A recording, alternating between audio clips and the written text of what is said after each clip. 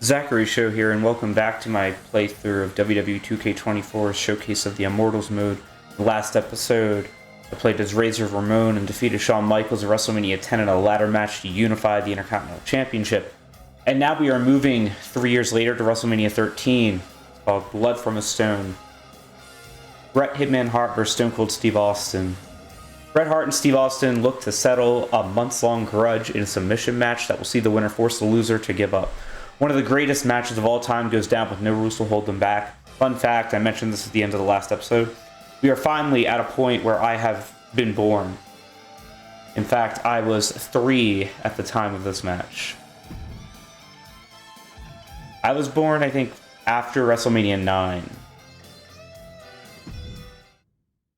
One of WrestleMania's greatest collisions comes to its scintillating conclusion with Razor Ramon just managing to outlast Shawn Michaels, claiming possession of the Intercontinental Championship at WrestleMania 10.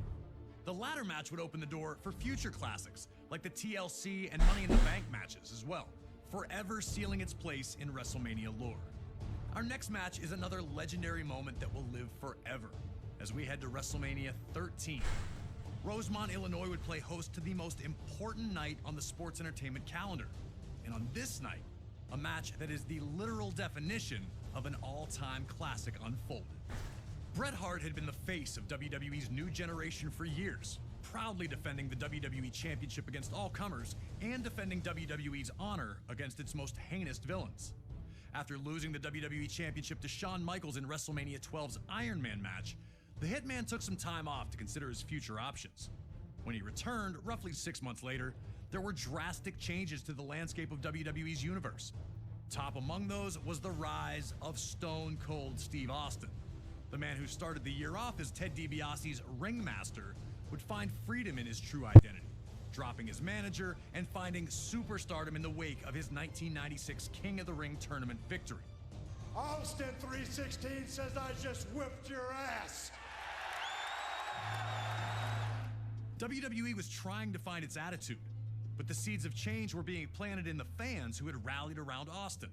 His no-nonsense attitude had made him the ultimate anti-hero. This acceptance of someone who flaunted his breaking of the rules didn't sit right with the Hitman. When Bret made his return, he immediately challenged Austin, who was more than ready to answer the call. The two battled at 1996's Survivor Series, where Hart won in a masterful performance of a feverish back-and-forth battle. The loss only made Austin angrier, creating a single focus for him: to ruin Bret Hart's career. He'd eliminate Hart from the 1997 Royal Rumble match after officials missed Hart first eliminate Austin. The night after Hart captured the WWE Championship at Final Four, Austin would interfere in Hart's first defense on Raw, ending the reign before it could even get started. WWE officials would pit the rivals against each other in a no disqualification submission match. The loser would be forced to admit they were defeated by the better combatant. To make sure that order would be maintained, a special referee was assigned: the world's most dangerous man and former MMA champion, Ken Shamrock. And while Hart had the edge in submission wrestling, Austin was no slouch in that department. And he also had one other thing going for him: his promise to the world that he would never in a million years give up. Once the match started, these two unleashed months of hatred on one another. We were lucky enough to talk to the Rattlesnake himself, Stone Cold Steve Austin, to get his thoughts on this classic encounter. A lot of people think that the WrestleMania 13 match between myself and Bret the Hitman Hart is one of the best of all time. Certainly one of the best in all of WrestleMania. To me, it's a very special match because everything happened so magically, and specifically WrestleMania 13 cemented the legacy of who and what Stone Cold Steve Austin was. From start to finish, we started it off, we brawled out, we came back into the ring, we brought various factors from around the ring into the ring to use against each other. Some of the stuff backfired on me. It was full of chills, thrills, and spills. I gotta call a spade a spade. I mean, it is my favorite all-time match, and I've been to some classics. Always an honor to get to pick the brain of one of WWE's top-level legends. Thank you again to Stone Cold for talking with us about WrestleMania 13. Now it's on you to try and find a way to take out WWE's toughest SOB. Remember, there are no disqualifications, so use whatever you can, and maybe you'll find a way to get him to surrender. I just wouldn't recommend messing with the referee. Shamrock's ankle lock is nasty. Okay, so we're about to get underway here. Playing as Brett, and I will mention, you know, Austin said this is his favorite match of all time. If you ask a lot of people, especially those my age, this might be a match that they list as their favorite also, and Austin's destroying me right now. I'm turning down a little bit. I'm pretty sure, it's weird, I've watched this match, and I've watched bits and pieces, and I don't know if I ever actually watched it start to finish. And where is Shamrock, by the way? Is he over there? He's just standing there.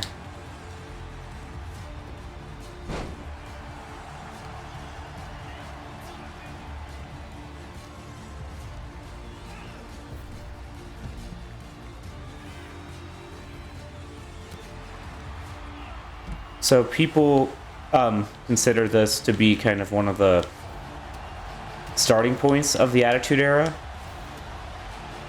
It's up there. Some people claim it might have started with Austin's promo after winning King of the Ring, which they played a little clip of, where the Austin 316 line was born. I don't know how I feel about the camera doing this. I kind of like it because it adds a little extra something. Because I turned that on, it wasn't originally on that way.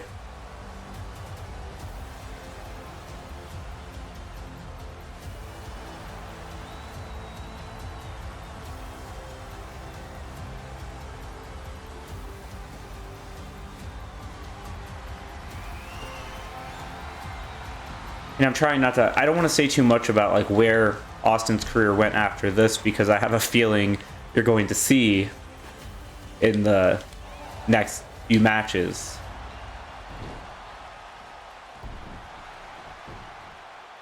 So far it's been pretty much all me.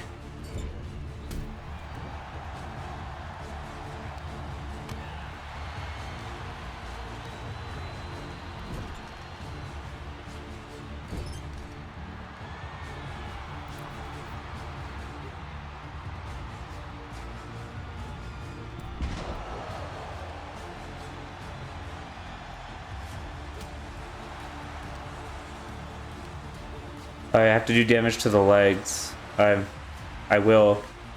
I want to get this middle rope thing done though.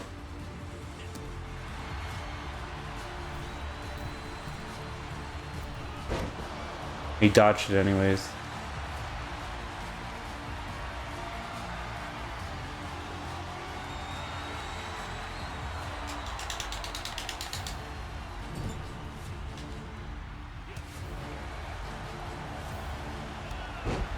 And Shamrock just running away. I believe this was before Ken Shamrock actually signed a contract with WWE, or maybe this was at the very beginning. He did become a full-time wrestler. It wasn't for a very long time, though.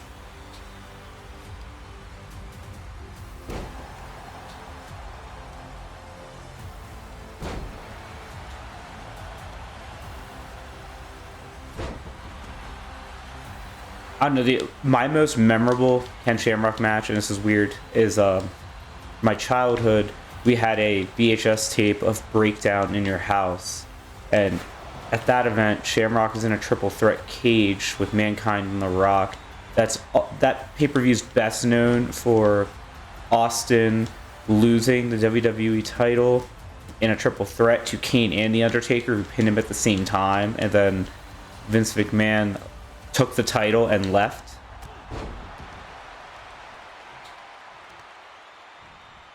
I'm trying to think if there's anything else I remember from that show. Oh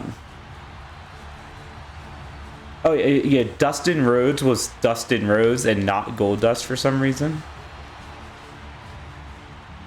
And he had a match with Val Venus.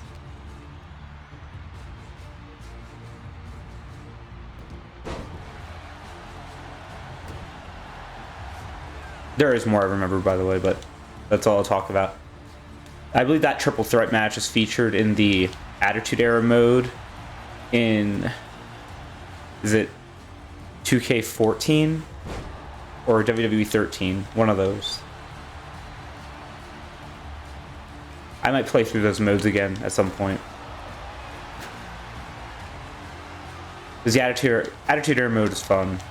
And I like that they don't do like the real cutscenes like this does. I like that they do it with the in-game characters, I believe.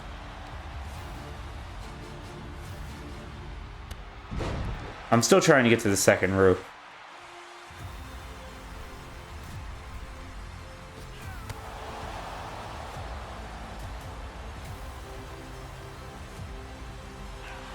And hit the abdominal stretch. I'm not going to win. I'm just going to immediately let it go.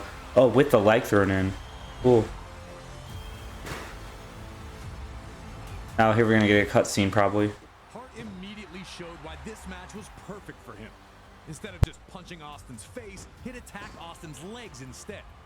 Bret wanted to make sure that his search for revenge also ended with him victorious. Hurting Austin in a losing effort was worthless to him. Hart knew every single attack would be used to set up his vaunted sharpshooter, so he started the work early. The Hitman would also find ways to mix his technical style into a more vicious approach, like when he locked Austin in a figure-4 leg lock around the ring post. Normally, a hold that would be subjected to a referee's 5 count, Hart could inflict damage until he chose to let go. And just how much damage had the move done? Had Austin's knee brace offered any type of defense against the maneuver? Austin had the reputation as a brawler, but Hart was showing that he wasn't completely out of his element in this no disqualification match. Bret looked to keep things relatively simple, and so far the plan was paying off. Work the leg, break it down, and the submission opportunities would come. So, interesting fact about that ring post figure-4 leg lock. I'm pretty sure Bret Hart invented that. What I'm not sure about is if that was when he invented it. I can't remember if he did it against Piper in that one from earlier. And Austin's going to go get something, probably a chair. Yeah. Why wouldn't it let me block or reverse or anything?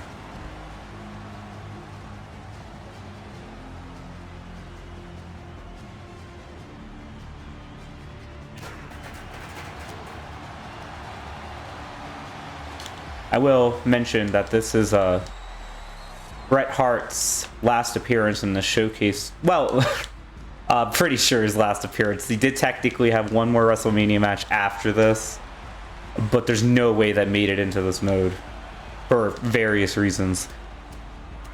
But he left WWE Survivor Series of this year. Everyone, well, any wrestling fan knows the story behind that.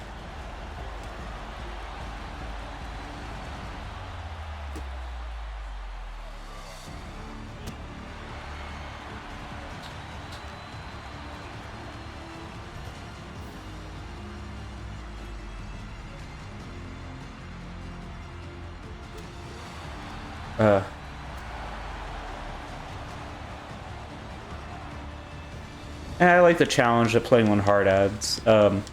Again, I didn't do Legend in this one like I did in the last game because I think Legend is just like, it's not even that it's difficult, it's just annoying. I might do the My Rise on Legend though.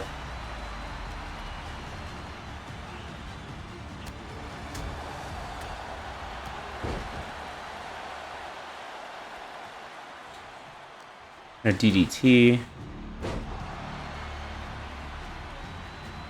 Oh, I have to do it outside. Okay. Ringside East should be over on this side.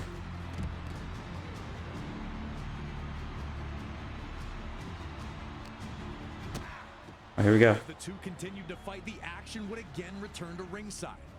A strong Irish whip from Hart sent Austin flying into the guardrail by the time. That goes Hart stayed on the attack. Kevin Kelly? Control under any circumstances. That's not who that is. Fortunately for Austin, a huge cut had been opened up on his head. And seeing the red on Austin brought out a whole new level of ferocity for the Hitman. Bret unleashed months of built-up aggression on Austin. Hart abandoned his limb-based attack, focusing only on Austin's bloodied face.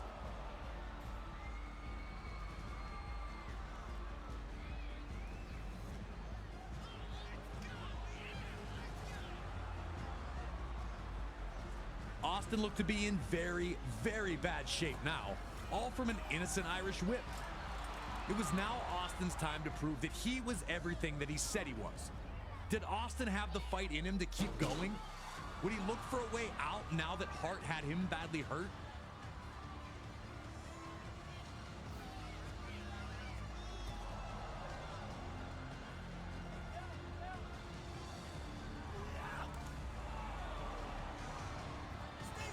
The Hitman was now in firm control, with Austin in big trouble with a nasty wound on his head. Things were not looking good for the Rattlesnake. Now, what's interesting is there's a video by Inside the Ropes on their YouTube channel where it's either Brett or Austin talking about this match, and they were not supposed to have blood in this match, and they found a way around it.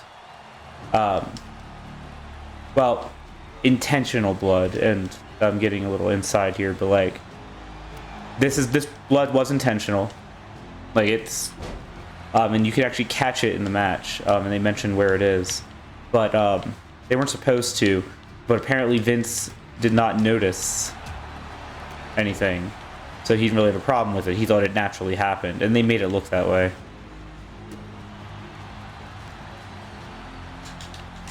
But where this gets interesting is, I believe in this match, Brett is the hero in the story. You know, the crowd's supposed to be behind Brett, and the blood on Austin actually garners sort of sympathy from the fans, and the crowd starts to shift towards rooting for Austin. And where is the chair? How can I get the chair? Is it already outside? It is.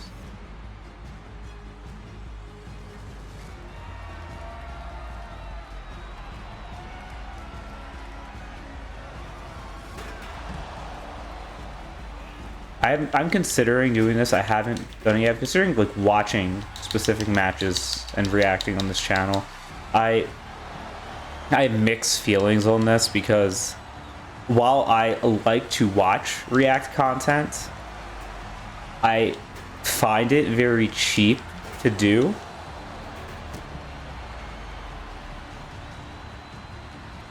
That being said, some of my Kingdom Hearts playthrough stuff will be very reacty. So maybe I'll do it.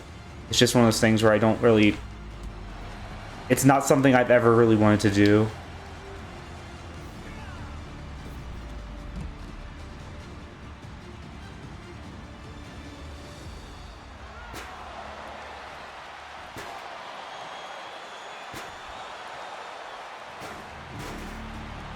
I don't know, I'm more inclined to do it if I like watch it and react with a friend or something, and then instead of it just being me.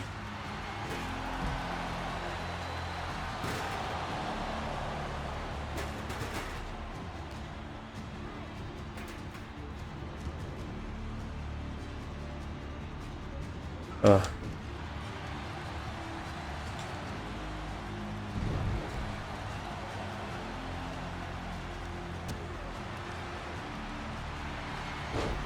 And we're locking the sharpshooter, but I'm not planning to win with it anyways.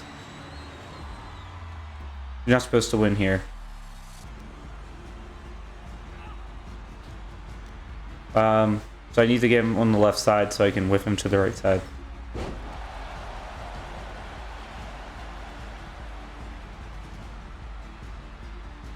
This ring is a mess.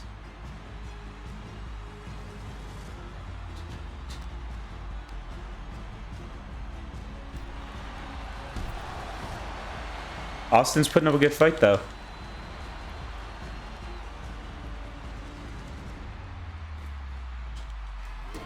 Oh. What? Oh, I forgot it's a submission match. Okay. I wouldn't have avoided the stun thing if I had known that, because I still have resiliency too. Not that I need it yet. I don't know if this will count. if I...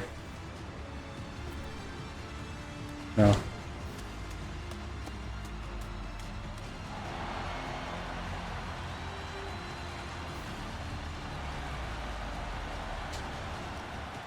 Here we go. To maintain control, but Austin would not stop fighting back. Desperate, Austin found an opening, tossing Hart to the apron. Austin would then reveal the lengths he was willing to go to, grabbing an extension cord at ringside. I still can't believe that Ken Shamrock checked to see if Hart gave up instead of trying to break him free.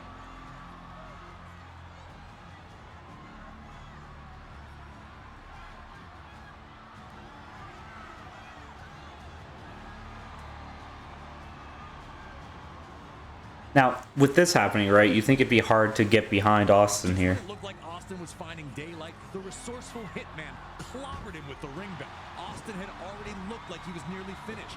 The fans, who had steadily grown louder in favor of Austin, tried to rally the rattlesnake back to his feet one more time. Cut bad and now down again. Was there anything left in Stone Cold Steve Austin?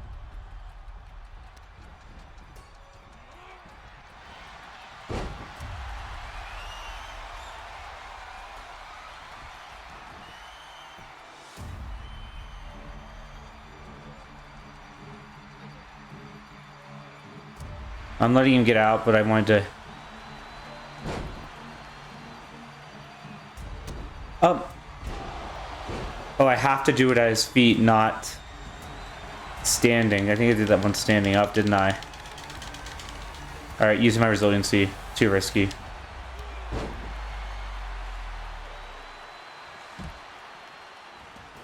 I'd known that, I would have done the move properly.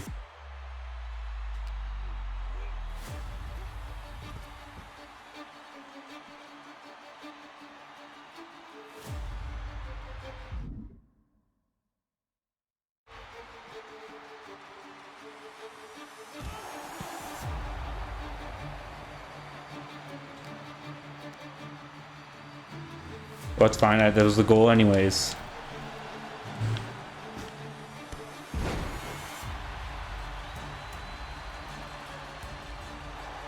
Here we go. When Hart locked in the sharpshooter, you could see two clear reactions. One group was loudly cheering, sure that the hitman had done what he needed to do, and that victory was coming. The other group sat with a mixture of disappointment and hope on their faces. Austin was in trouble, of course, but there's no way Stone Cold was going to give up, right?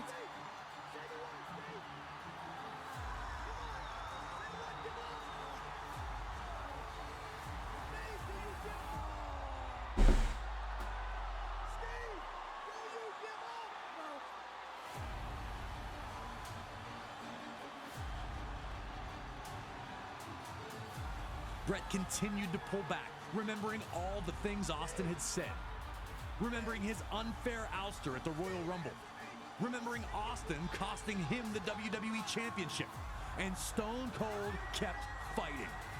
Austin refused to give up, refused to lose to someone for whom he held so much disdain. Now it was the Brett fans who looked worried, and the Austin fans who began cheering, hoping to will their guy to one last incredible act.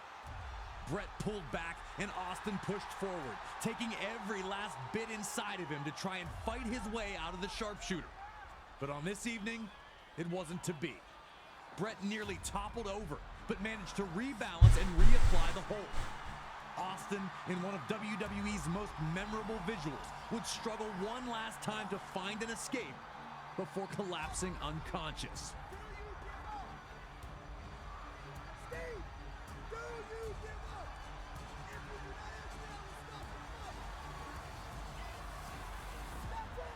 Special referee Ken Shamrock would call the match here, as Austin was no longer able to defend himself. Yes, Stone Cold lost, but he lived up to his word and he never gave up.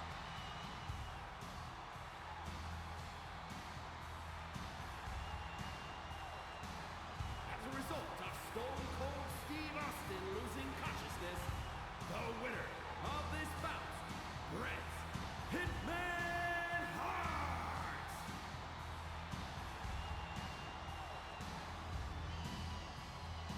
You gotta wonder if, at the time, if Brett was satisfied that he beat Austin, but Austin never actually quit.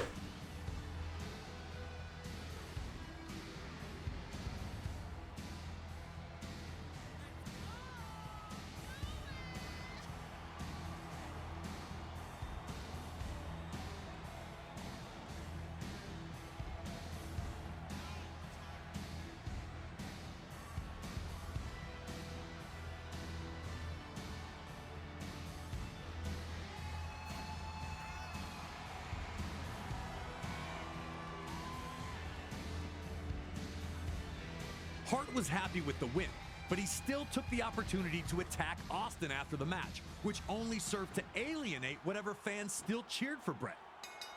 After the bad knee. Hart refused to be the better man, which was disappointing to the millions who had supported him. But for Hart, all that mattered was the victory. He'd proven that he was better than Stone Cold Steve Austin, which is all he cared about. And Stone Cold had, while trapped in the sharpshooter, won over an entire fan base with his fight until the very end. It's one of the greatest matches in WWE history, featuring two of the very best to ever compete in a WWE ring. It made Stone Cold Steve Austin a generational superstar, and it showed that the Hitman wasn't only a technical wrestler. Counter holds, ringside brawling, and lots of weapons, along with one of the most famous endings to any WWE match ever. Such a classic. I never get tired of this match. So the visual of Austin in the sharpshooter while bleeding is probably one that even if you've never seen this match, you have seen that visual before. It's very famous. I'm curious where we're going to go next. I have a theory, but I'm not sure. But I'm pretty sure whatever the next match is going to have Austin in it. It's just a matter of which one we're going to go to. And poor other ref with a really bad stutter there. But okay. But Austin still leaves kind of on top.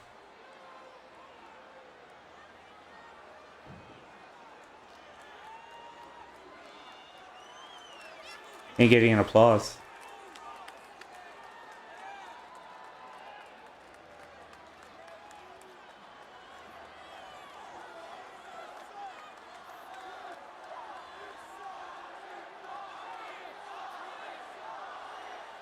Family Unlocked. Shamrock. Referee Shamrock. Hart, Austin, the arena. Let's see what awaits us in the next episode. Before we see that, remember to like this video, leave a comment, and subscribe. All three of those things help me a ton, and they're free. So, it looks like we're not going to WrestleMania 14 next. We're skipping 4 years. I'm going to WrestleMania X7, or 17. Stone Cold versus The Rock. This is their second WrestleMania encounter. Their first one happened at WrestleMania 15. But we're going to get to the next episode. So I've been Zachary Show. See you next time.